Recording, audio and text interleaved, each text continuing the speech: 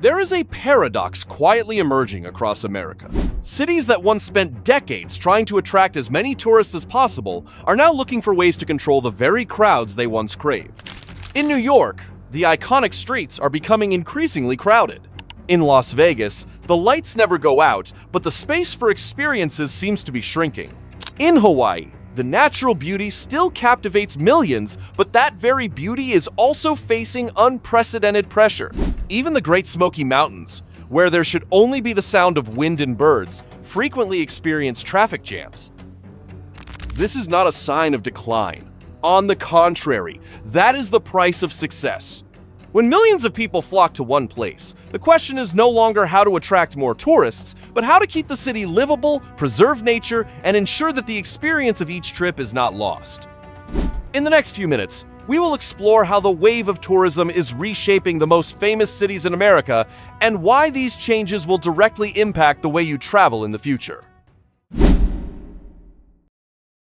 There is a significant change happening in the American travel industry, but interestingly, it doesn't start at airports, hotels, or resorts. It starts with the way people make decisions. After the COVID-19 pandemic, the need to step out of four walls exploded more than ever. People call it revenge travel, trips as a way to make up for the time spent being confined. At the same time, remote work has become popular. Plane tickets have gradually stabilized, and travel between states has become more flexible. Millions of people no longer wait for a long vacation to travel, they can just grab their backpacks any weekend. America is entering a phase where travel is no longer a reward after a year of work, but has become a part of the lifestyle. But this is the noteworthy part. If in the past, tourists would often spread out to hundreds of different destinations, nowadays, technology inadvertently causes them to concentrate on the same few places. Just a few seconds of video on TikTok, a viral photo on Instagram, or a list of 10 must-visit places suggested by AI, and millions of people around the world can plan to go to. Exactly one place. That might be the most notable point of the digital travel era. Algorithms not only introduce destinations, but also guide the crowd. A widely shared photo can sometimes create an effect even greater than a multi-million-dollar promotional campaign. This leads to a very interesting paradox. The Earth has never had so many choices to explore as it does now, but our behaviors are becoming increasingly similar. Instead of asking, "Where is right for me?" many people unconsciously ask, "Where is everyone going?" Not because they lack curiosity, but because in the age of social media, the feeling of standing in a familiar location on a phone screen sometimes brings a stronger connection than exploring a completely unfamiliar place. In other words, many trips today are not just about creating memories, but also about confirming that one has been to the place the whole world is talking about. Do you think social media is changing the way we travel more than we realize? Please share your thoughts in the comments section.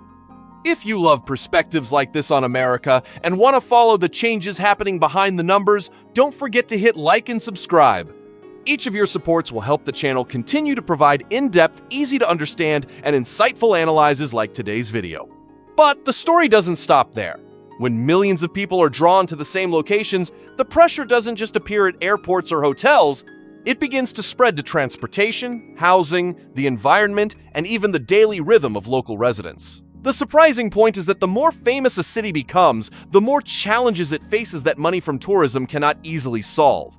Therefore, many places in the US are shifting from the mindset of how to attract more tourists to a completely different question: how to ensure that the massive influx of visitors does not change the city's identity. And to understand that, we will start with the place considered the symbol of urban tourism in the United States, a city learning how to control its own fame. New York has long been accustomed to being the center of the world.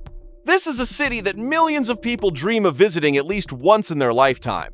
Each visitor who comes here carries a familiar list: Times Square, Central Park, Brooklyn Bridge, Statue of Liberty.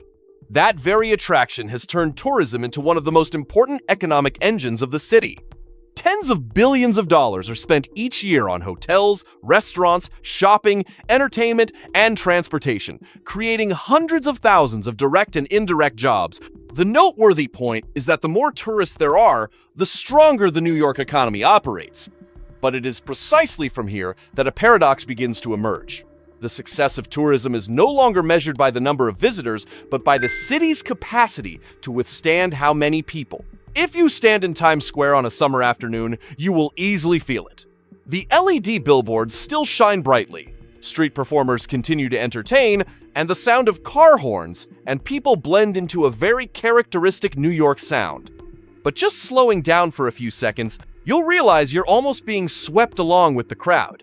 The sidewalk is no longer just a place to walk, but rather like a river flowing at its own pace. The subway during the tourist season is not much different from rush hour on a workday. Ironically, what makes New York most attractive, its vibrant pace of life, is also what is putting the city under the most pressure. However, it is worth noting that the New York authorities do not see tourists as a problem to be eliminated. They understand very well that this city thrives thanks to the influx of people from all over the world. Instead of trying to reduce the number of visitors, New York is trying a different strategy, dispersing the flow of tourists. In many recent promotional campaigns, the city no longer focuses solely on Manhattan.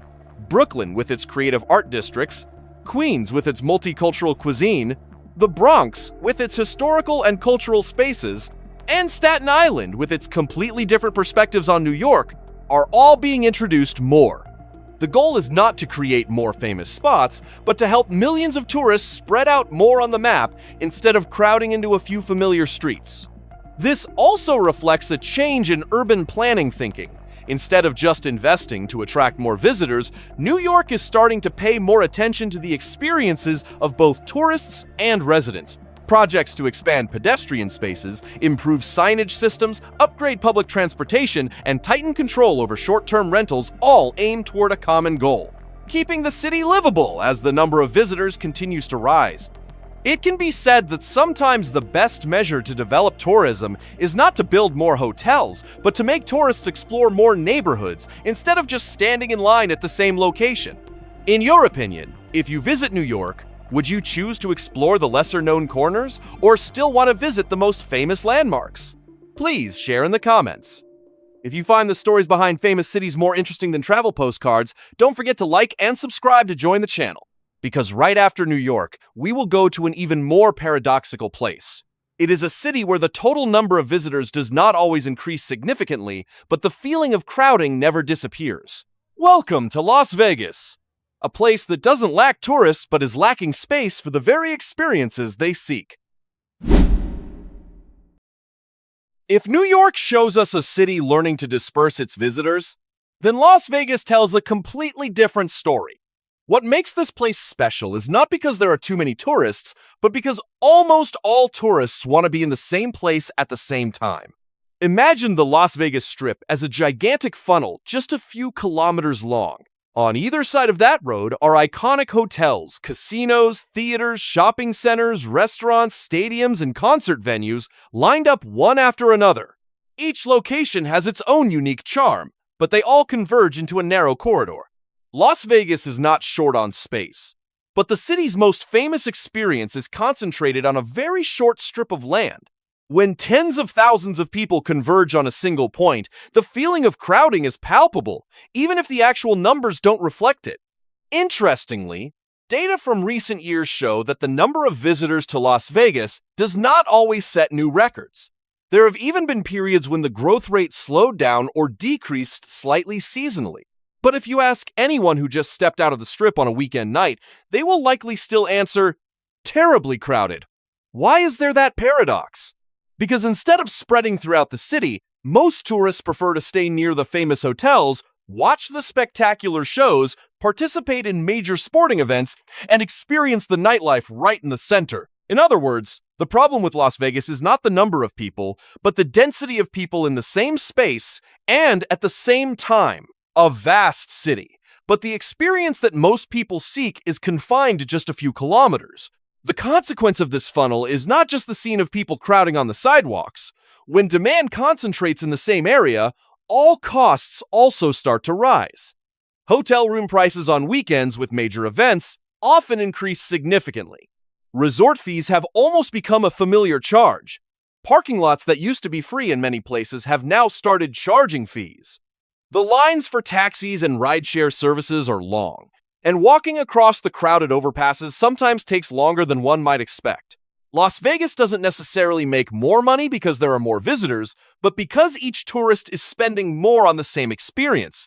When demand concentrates, the value of each square meter also increases. The local government and the tourism industry, therefore, also have to change their approach.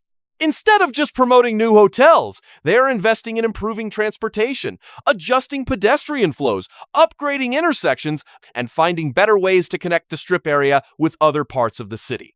The goal is not only to reduce congestion, but also to extend the tourist experience beyond the familiar funnel. Because if people only know one Las Vegas, the city will increasingly bear more pressure from its own success. If you've ever been to Las Vegas, do you enjoy that bustling, sleepless vibe? Or do you wish the city had more space to enjoy without the crowding? Please leave your comments below. But if Las Vegas shows the limits of urban infrastructure, the next destination will take us to an even bigger question. What happens when the thing under pressure is no longer the streets or hotels, but nature itself? That's also when we arrive in Hawaii, where the globally renowned beauty is being forced to learn how to protect itself. Leaving behind the brightly lit boulevards of Las Vegas, we arrive at a place where the light comes from the sun, the music is replaced by the sound of waves, and the most valuable asset is not the skyscrapers, but nature. Hawaii has long been regarded as the most beautiful postcard of America. The white sandy beaches in Waikiki, the turquoise waters, the winding hiking trails through the mountains, and the colorful coral reefs have made millions of people willing to fly thousands of kilometers just to see them in person. But precisely because it is so beautiful, Hawaii is facing a paradox that no island desires. The more famous the beauty, the greater the pressure on that beauty. Nature is like a battery. It can be recharged every day, but if it is used continuously without time to recover, at some point, the energy will be depleted. If viewed from above, Waikiki is still as beautiful as the promotional photos, but when you set foot on the ground, you'll see a different story. During the peak season, the beaches are covered with umbrellas and towels, the coastal paths are bustling with people, and the routes leading to famous hiking spots are often crowded from early on. Not because Hawaii is getting smaller, but because millions of tourists all want to stand in the same scene that has appeared on social media. But the paradox is that nature does not know how to expand its area to accommodate more tourists. Whether there are 1,000 or 1,000,000 people wanting to see the same beach, that beach still has only that much sand and that much space. Unlike hotels that can add more floors or airports that can open more terminals, nature has almost no expansion button. Therefore, the way tourism is managed in Hawaii is also changing. If the goal was previously to attract as many tourists as possible, now many policies focus on protecting what is already there. Some natural attractions have implemented a reservation system. Some areas charge conservation fees to generate additional resources for maintaining the ecosystem. Accommodation, taxes, and tourism-related fees are also being adjusted to support infrastructure, protect coastlines, and respond to the increasingly evident impacts of climate change. Hawaii is no longer just selling vacations. It is selling the right to access an untouched nature. What was once considered free is now gradually becoming an experience that needs to be carefully managed. Behind those regulations lies a much bigger problem. A beach not only serves tourists, but is also a place for the local community to gather. A trail is not just a check-in point, but also a part of a fragile ecosystem. A coral reef is not only beautiful for underwater photography, but also home to countless marine creatures. When the number of people increases too quickly, the pressure comes not only from footprints on the sand, but also from traffic, freshwater sources, waste management, and the maintenance of ecosystems that develop very slowly. What is thought-provoking is that nature rarely speaks up immediately. It changes little by little, so quietly that people only notice when the difference has become very clear. Perhaps that is why many campaigns in Hawaii today not only encourage tourists to visit, but also emphasize responsible tourism. Respecting signs, following designated paths, minimizing environmental impact, and prioritizing local businesses are no longer just formal recommendations. They are becoming an essential part of the experience. If you also believe that the most beautiful places in the world need to be preserved so that many future generations can still have the opportunity to admire them, please give this video a like. And if you want to continue exploring the untold stories behind America's famous destinations, don't forget to subscribe to join the channel. So, In your opinion, when a natural destination becomes too famous, is it more reasonable to continue opening it to everyone or to accept limiting the number of visitors to protect its long-term values? Please share your opinion in the comments section. But surprisingly, the story of overtourism is not only happening on tropical islands. Even amidst the vast mountains, where it seems there is never a shortage of space, America is facing a similar paradox. At the next destination, we will see that even nature, spanning thousands of square kilometers, can fall into rush hour. After Hawaii, many people might think that the story of overtourism only happens in big cities or famous islands. But let's move to a completely different place. No skyscrapers, no giant billboards, no casinos or crowded beaches. Before us are mist-covered mountain ranges, ancient forests, and winding roads that weave through nature. That is the Great Smoky Mountains National Park, the most visited national park in the United States. Sounds unbelievable, doesn't it? A place famous for its tranquility is now facing traffic congestion. It is known that each year, this park receives more than 12 million visitors, more than any other national park in the United States. And the paradox is, the place where people go to escape the crowds is now having to learn how to deal with those very crowds. If you come here during the golden autumn leaves or the most beautiful spring months, you might encounter a very unusual scene. Instead of the sound of car horns in the city streets, there are long lines of cars trailing one another on the forest roads. Instead of crowding in front of shopping malls, the parking lots are fully packed from early morning. The trails leading to the famous viewpoints are so crowded that sometimes you have to wait a few minutes just to take a photo without too many people in the frame. There are times when, just because a black bear or a herd of deer appears by the roadside, dozens of cars immediately slow down or stop, creating wildlife traffic jams. Traffic jams caused solely by wild animals. It's interesting that even nature can have rush hours. What makes the Great Smoky Mountains special is not only its beauty, but also the fact that it has no entrance fee. It is this accessibility that makes millions of families consider the park an ideal choice for short vacations. But just like New York or Las Vegas, the issue isn't in the total area. The park spans thousands of square kilometers, large enough to accommodate countless different ecosystems. However, most tourists want to visit the exact famous routes, the exact most beautiful viewpoints, and the exact perfect lighting times for taking photos. It can be seen that nature is vast, but human attention is very narrow. We often unconsciously gravitate to the same location simply because millions of others have stood there too.